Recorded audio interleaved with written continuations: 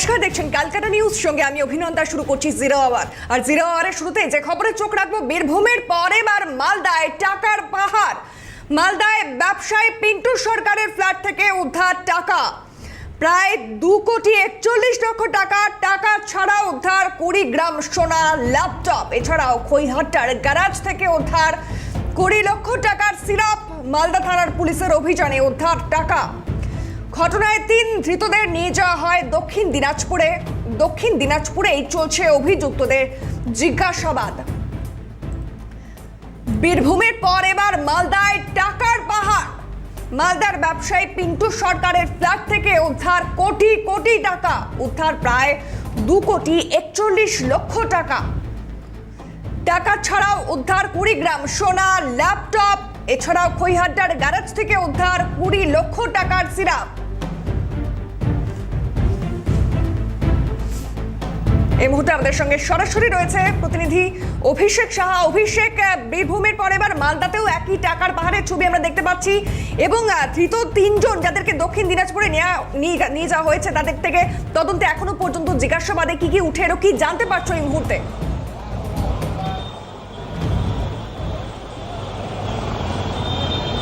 দেখো অভিনন্দন, লাগাতারভাবে কিন্তু এই খবর আমরা সকাল থেকে দেখিয়ে এসেছি এবং তোমাকে বলে রাখবো যে আমরা যে মূল যে ধৃত অর্থাৎ পিন্টু সরকার, সেই পিন্টু সরকারের বাড়ি কিন্তু মালদার পুরাতন মালদা পৌরসভার নবাবগঞ্জ এলাকায়। এবং এই পিন্টু সরকার কিন্তু বাড়ি ভাড়া নিয়েছিল কিন্তু সেই মঙ্গলবাড়ি এলাকায়। এবং আমরা দেখতে পাচ্ছি সেই পিন্টু সরকারের বাড়িতে আমরা পৌঁছে যাই এবং সেখানে কিন্তু পিন্টু সরকারের বাড়ি কার্যত তালাবন্ধ অবস্থায় রয়েছে, বাড়িতে কোনো সদস্য নেই। পিন্টু সরকারের বাবা নরোত্তম সরকার খানিকটা দূরে কিন্তু তিনি থাকেন এবং তার বাবার কাছে আমরা যাই এবং শেষ আপডেট যেটা উঠে আসছে, তার বাবা কিন্তু সম্পূর্ণভাবে তার সাথে তার ছেলের যে সম্পর্ক, সেই সম্পর্ক কার্যত অস্বীকার করেন। তিনি বলেন যে ছেলের সঙ্গে তার কোনো রকম কোনো সম্পর্ক নেই, ছেলের কথা তিনি জানেন না, ছেলের মতো করে চলে। সুতরাং এই যে কর্মকাণ্ড, এই যে পুরোপুরিভাবে নিষিদ্ধ কাপ সিরাপ থেকে শুরু করে এই যে টাকা উদ্ধার, সেই সম্পর্কে নরোত্তম সরকার অর্থাৎ পিন্টু সরকারের বাবা ওয়াকিবহল নয়। এবং এমনকি পাড়া প্রতিবেশী কার্যত মুখবন্ধ, কেউ জানেনই না এই ঘটনা ঘটেছে, এই কারবারের সঙ্গে যুক্ত। সবথেকে বড় বিষয় হচ্ছে থমথমে এলাকা হয়ে রয়েছে, কার্যত রীতিমতো পাড়ার কোনো লোক মানুষজন নেই। এবং এই যে পরিবারের সদস্য অর্থাৎ পিন্টু সরকারের মা, তার সঙ্গে যোগাযোগ করতে গেলে কিন্তু তারও কোনো রকম কোনো প্রতিক্রিয়া পাওয়া যায়নি। বাবার প্রতিক্রিয়া চাইতে গেলে বাবা সম্পূর্ণভাবে অস্বীকার করে, তারপর ক্যামেরা দেখতেই কার্যত পালিয়ে যায় বাবা। সুতরাং প্রশ্ন উঠছে যে পিন্টু সরকারের এই কার্যকলাপ 1 বা 2 দিন নয়, দীর্ঘদিন ধরে হয়ে আসছে। এবং আমরা আবাসিক অর্থাৎ যে আবাসনে পিন্টু সরকার থাকতেন, সেখানকার আবাসিকরা কিন্তু তারা জানাচ্ছেন যে 8 মাস ধরে কিন্তু তিনি এই আবাসনে রয়েছেন। সেক্ষেত্রে তার যে গতিবিধি, তার যে চলাফেরা, তার যে ওই আবাসনে আসা যাওয়া সম্পূর্ণভাবে কিন্তু প্রশ্ন রেখে দিচ্ছে যে এই মাদক কারবারের সঙ্গে পিন্টু সরকার জড়িত। কারণ প্রতিবেশীরা জানাচ্ছেন যে সবসময় কিন্তু তার হাতে ব্যাগ থাকতো, ব্যাগ বলতে ট্রলি থেকে শুরু করে বিভিন্ন ব্যাগ থাকতো, সেই ব্যাগেই কার্যত টাকা এনে তিনি কিন্তু সেই আবাসনের ঘরে অর্থাৎ তার যে ফ্ল্যাট, সেই ফ্ল্যাটে তিনি কিন্তু রাখতেন। সেখান থেকেই কিন্তু তদন্তকারী অফিসাররা যারা রয়েছেন এবং তার সঙ্গে এসওজি অর্থাৎ যে স্পেশাল অপারেশন টিম, সেই অপারেশন টিম কার্যত সেই টাকার উৎস পান। এবং সেখানে আমরা এখনো পর্যন্ত যেটা জানতে পারছি যে 2,41,00,000 টাকার মতো উদ্ধার হয়েছে। শুধু তাই নয়, তার সঙ্গে উদ্ধার হয়েছে সোনা, ল্যাপটপ থেকে শুরু করে যাবতীয়। এবং তোমাকে আরও একটা বলে রাখি যে এই মঙ্গলবাড়ি করিডোর কেন করা হলো, যেটা তদন্তকারী অফিসাররা জানাচ্ছেন বা সূত্র মারফত যেটা আমরা খবর পাচ্ছি, এই মঙ্গলবাড়ি এলাকা থেকেই কিন্তু একেবারে যোগাযোগ ব্যবস্থা অতি কি বলবো স্বাভাবিক। সেক্ষেত্রে কিন্তু এই ন্যাশনাল ধরেই কিন্তু পৌঁছানো যাচ্ছে দক্ষিণ দিনাজপুর, অর্থাৎ যেখান থেকে মাদকের মূল যে কেন্দ্র, সেখান থেকে উৎপত্তি হয়েছে, সেখানকার যোগাযোগ ব্যবস্থার সঙ্গে মঙ্গলবাড়ির যোগাযোগ ব্যবস্থা অত্যন্ত গুরুত্বপূর্ণ। একই সঙ্গে বর্ডার, কারণ মালদা এবং দিনাজপুরের বর্ডার কার্যত কিন্তু গা ঘেঁষা, সেই বর্ডারের মাধ্যমে কিন্তু এই ফেন্সিডিল পাচার চলতো। তোমাকে বলে রাখি যে কাফ সিরাপ, সেই কাফ সিরাপ কিন্তু মালদা বলো আমাদের পশ্চিমবঙ্গ, এসব জায়গায় কিন্তু কাফ সিরাপের দাম খুবই কম।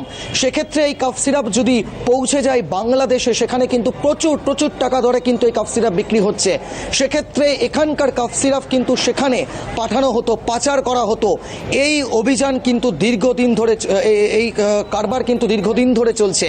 যখন পুলিশ এই ঘটনা সম্পর্কে সঙ্গে থাকা অভিষেক, আমরা শুনবো স্থানীয়রা এবং আবাসন মালিক কি বলছেন।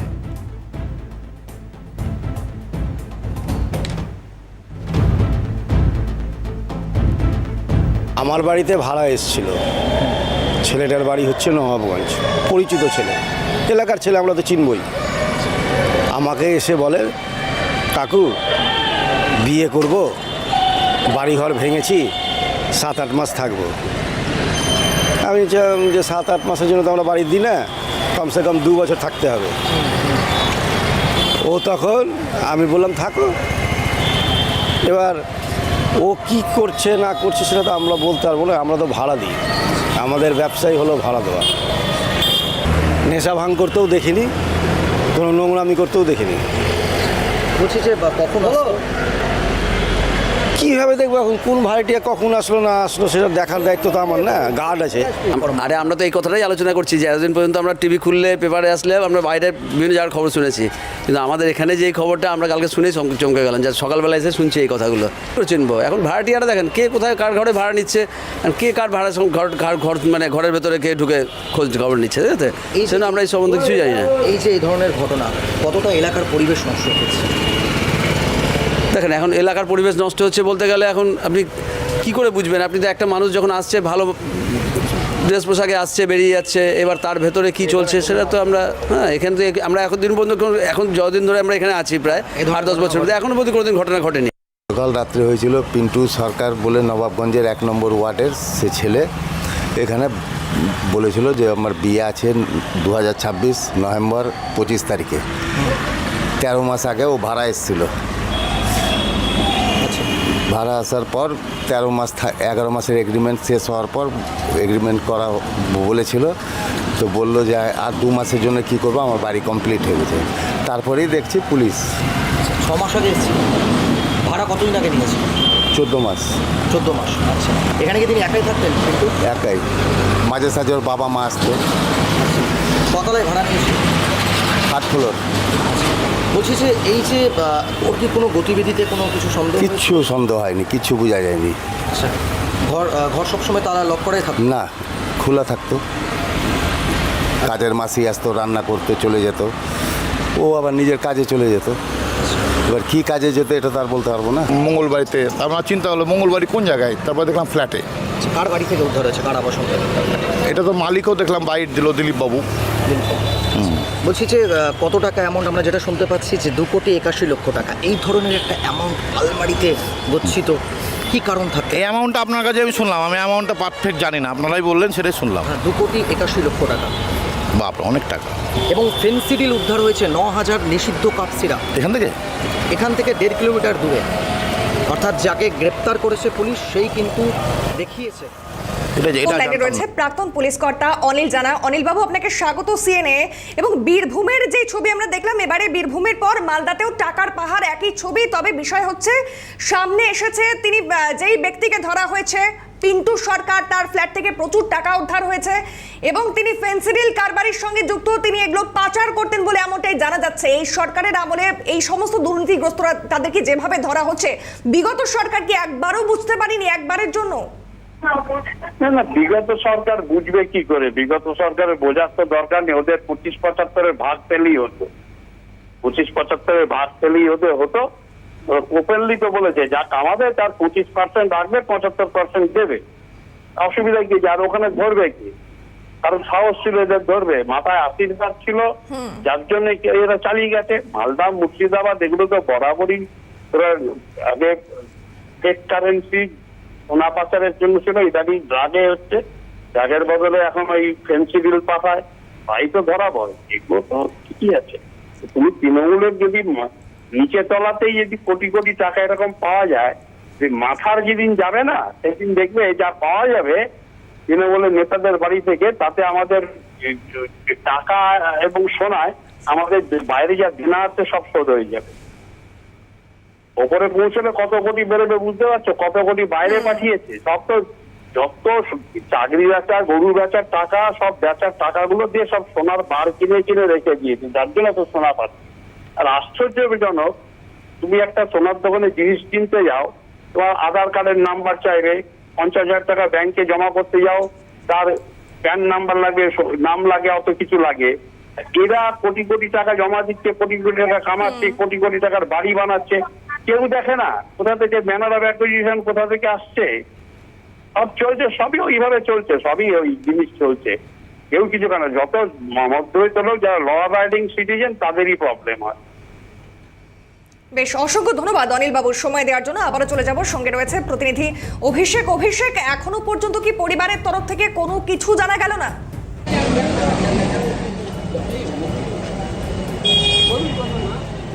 দেখো, পরিবারের কাছে আমরা গেছিলাম, পরিবারে বলতে পিন্টুর যে মা কিন্তু নেই, তিনি অন্য কোথাও রয়েছেন, তার কোনো খবর আমরা পাচ্ছি না।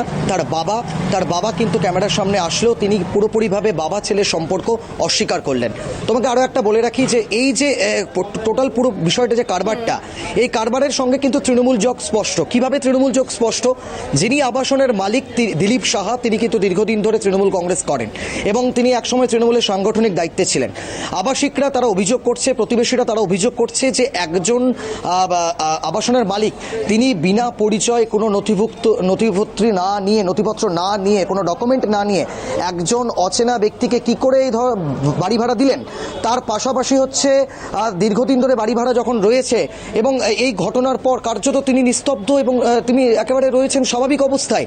প্রশ্ন উঠছে এবং রীতিমতো আবাসিকরা তারা এটাও জানাচ্ছে যে সম্পূর্ণভাবে কিন্তু এই আবাসনের বদনাম হয়েছে এবং এর ঘটনার সঙ্গেও কিন্তু তৃণমূলের যে নেতা দিলীপ বাবু তিনি কিন্তু ওতপ্রোতভাবে জড়িত, অর্থাৎ তিনি পূর্ণাঙ্গ মদত পেয়েছেন। একেবারে, বেশ ধন্যবাদ অভিষেক। এবং এবারে আপনাদের শোনাবো পিন্টু সরকারের বাবা কি বলছেন।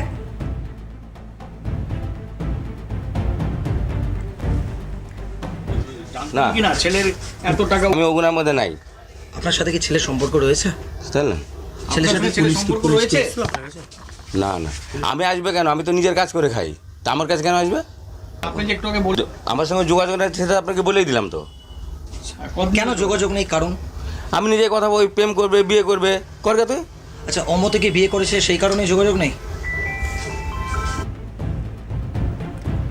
বহু ব্যবসায়ী এরকম আছেন, নেতারা টাকা তুলেছেন, ওদের কাছে দিয়েছেন, সেই সোর্সটা খুঁজে বার করা ধীরে ধীরে পৌঁছবে হাত। সারা পশ্চিমবঙ্গ জুড়ে মালদা মঙ্গলবারই টাকা উদ্ধার নিয়ে প্রতিক্রিয়া পঞ্চায়েত মন্ত্রী দিলীপ ঘোষের। বহু ব্যবসায়ী এরকম আছে, নেতারা টাকা তুলেছে, ওদের কাছে দিয়েছে, সেই সোর্সটা খুঁজে বার করা। সাধারণ মানুষ অনেকে জানেন, পুলিশ তো জানেই, ধীরে ধীরে পৌঁছবে হাত আস্তে আস্তে সারা পশ্চিমবঙ্গ জুড়ে। এই যে সরকারি হাজার হাজার কোটি টাকা এসেছে কেন্দ্র থেকে, তার কোনো হিসাব নেই, তার কোনো খরচের কোথায় খরচা হলো কেউ জানে না সমস্ত ডিপার্টমেন্টে। সেই মানে ফান্ডই নেওয়া হতো যেটা লুট করা যাবে। নাহলে আমাদের পঞ্চায়েত বিভাগেও বহু ফান্ড আছে, তার কাজ করে হিসাব দিতে হবে বলে সেই ফান্ডই নেওয়া হতো না, হাজার হাজার কোটি টাকা নিত না। কারণ কি? তা লুটতে পারবে না। সাধারণ মানুষের কাছে টাকাটা যাক সে চিন্তা ছিল না। তো সে যেমন শুরু হয়েছে, দেখুন অনেক দূরে এগোবে ব্যাপার। টাকা তো সব জায়গাতেই আছে, মাদক, সোনা পাচার, গরু পাচার, পাথর, বালি, সব জায়গায় সোজাসুজি সরকারি প্রকল্পের টাকা লুট হয়েছে। আমরা জানি তার জন্য উন্নয়ন হয়নি, সবে বেরোতে আরম্ভ করেছে, প্রতিদিন বেরোবে। পুলিশের কাছেও তথ্য আছে, তারা কিছু করতো না ভয়ে টাকা উদ্ধার নিয়ে প্রতিক্রিয়া মন্ত্রী দিলীপ ঘোষের। দেখুন, টাকা তো সব জায়গায় আছে, মাদক বলুন, সোনা পাচার, গরু পাচার, পাথর, বালি থেকে আরম্ভ করে, এবং সোজাসুজি সরকারি প্রকল্পের টাকা লুট হয়েছে। আমরা জানি তার জন্য উন্নয়ন হয়নি। আজ পর্যন্ত বেরোতো না, এখন সবে বেরোতে আরম্ভ করেছে, প্রতিদিন দেখবেন এগুলো বেরোচ্ছে। পুলিশের কাছেও তথ্য আছে, তারা কিছু করতো না, ভয়ে চাপ ছিল বলে শুরু হয়েছে, চলবে এখন। এ নিয়ে বিজেপির প্রধান মুখপাত্র দেবজিৎ সরকার টেলিফোনে কি প্রতিক্রিয়া দিয়েছেন শোনাবো।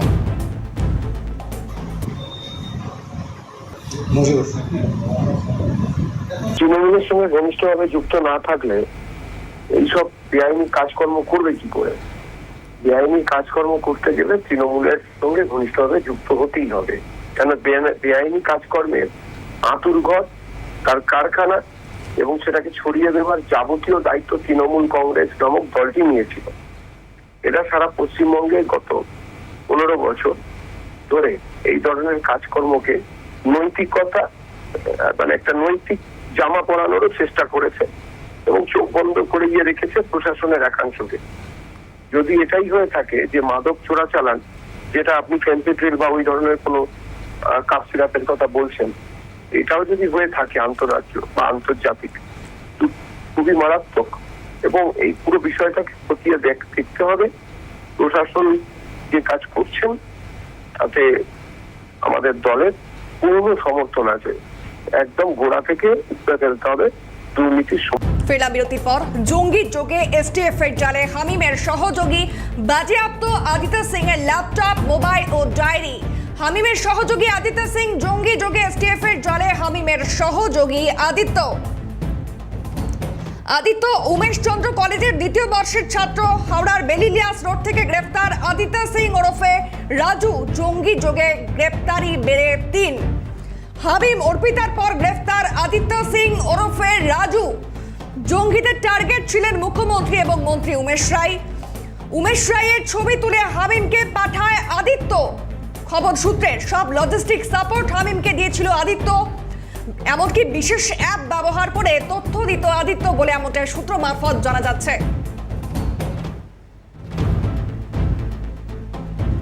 ছেলের বিরুদ্ধে অভিযোগ সম্পর্কে আদিত্যের মা কি বলছেন শোনাবো। पुलिस नहीं जानते हैं क्या हुआ? कुछ हुआ नहीं दादा। क्या पुलिस नहीं गया क्या? ये हमको नहीं पता है। क्या बजे आया था पुलिस? वो 1 बजे। क्या पूछ रहा था आपको? क्या पूछ रहा था? हमको ये सब बात पता ही नहीं है। अच्छा, चले कहाँ कहाँ जाता है कुछ मालूम है? और कोई घर में आता है आपके पास? किसके साथ बात करने दिखाया है आप? क्या करता है आपका लड़का? क्या करता है आपका लड़का? पढ़ाई और क्या कुछ नहीं। हाँ? पढ़ाई करता है। সিং এর বাড়ি থেকে সরাসরি আমাদের সঙ্গে রয়েছেন আমাদের প্রতিনিধি অভিরূপা সাহা। অভিরূপা, এসটিএফ এর জালে এই মুহূর্তে আদিত্য সিং এবং জঙ্গি যোগের যে খবর পাওয়া যাচ্ছে, এই মুহূর্তে বাড়ির পরিবেশটা কি এবং বাড়ির লোকজন কি বলছেন এই বিষয়ে?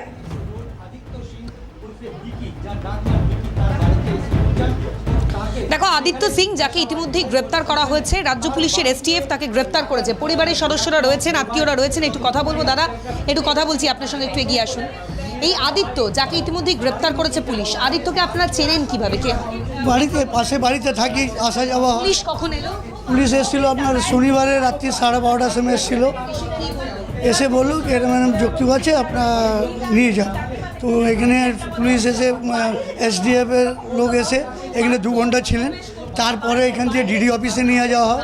তারপরে ওইখানে কথাবার্তা, একটা সিগনেচার করিয়ে ওনাকে সল্টলেক এসডিএফে নিয়ে যাওয়া। উনি বললেন কি না, কিছু না করলে ছেড়ে দেওয়া হবে, কিছু করলে যা প্রসেস আছে। আদিত্যর বিরুদ্ধে যেটা অভিযোগ যে পাক জঙ্গিদের সঙ্গে যোগাযোগ রয়েছে আদিত্যর, কোনোদিনও বুঝতে পেরেছিলেন? না, আমরা বুঝতে পারিনি। এরকম ছেলে খুব ভালো, আমরা কিছু আমাদের সঙ্গে খুব ভালো সঙ্গে কথাবার্তা বলতো। এবার পড়াশোনা কি? পড়াশোনা কলেজে পড়তো, আপনার শিয়ালদা আছে উমেশন কলেজে পড়তো, বিকম সেকেন্ড ইয়ারে পড়তো। ছেলে এরকম খুব ভালো ছিল। কোনোদিনও এই পাকিস্তান বা বাংলাদেশে যোগাযোগ ছিল, গিয়েছে বা বাইরে দীর্ঘদিন থেকেছে, এই ধরনের বিষয়গুলো নজরে? না না, আমাদের নজর আসেনি। এবার কি করে কি হয়েছে এটা আমি বলতে পারছি। এখন যে অভিযোগটা সামনে আসছে, কি চাইছেন আপনারা এখন? চাইছি ভালো করে ইনকোয়ারি হোক, ভালো করে হোক, আগে লিগ্যাল আমি কিছু না করি। মারাত্মক অভিযোগ, মন্ত্রীর ছেলেকে অপহরণের ছক কষা, মুখ্যমন্ত্রীর গতিবিধির ওপরে নজর রাখা, এই এত মারাত্মক অভিযোগ উঠে আসছে। এটা তো খুব খারাপ জিনিস। এটা করে থাকলে তো যা শাস্তি যা শাস্তি যাবে। একদমই তাই। সকালবেলাও হাওড়া পুলিশ কমিশনারের তরফ থেকে আধিকারিকরা এসেছিলেন, রাজ্য পুলিশের এসটিএফ এর আধিকারিকরা ইতিমধ্যেই এই আদিত্য সিং যাকে গ্রেপ্তার করে নিয়ে গিয়েছে বর্ধমানে, সেখানে নিয়ে গিয়ে তাকে আজ আদালতে পেশ করা হবে। অবশ্যই নজর থাকবে সেদিকে। আপাতত ধন্যবাদ অভিরূপা। আমরা এ বিষয়ে কথা বলেছিলাম পুরো প্রতিমন্ত্রী উমেশ রায়ের সঙ্গে। তিনি টেলিফোনে কি প্রতিক্রিয়া দিয়েছিলেন শোনাবো।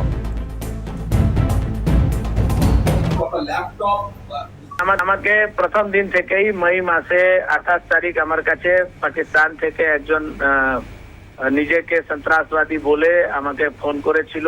আমাকে অনেকগুলো ভিডিও ফুটেজ পাঠিয়েছে, আমাকে হুমকি দিয়েছে। ওরা দাবি করছিল যে ওরা নাকি সিএম এর অ্যাসিস্ট্যান্ট কে মার্ডার করেছে, সিএম কে মারবে, আমাকে মারবে।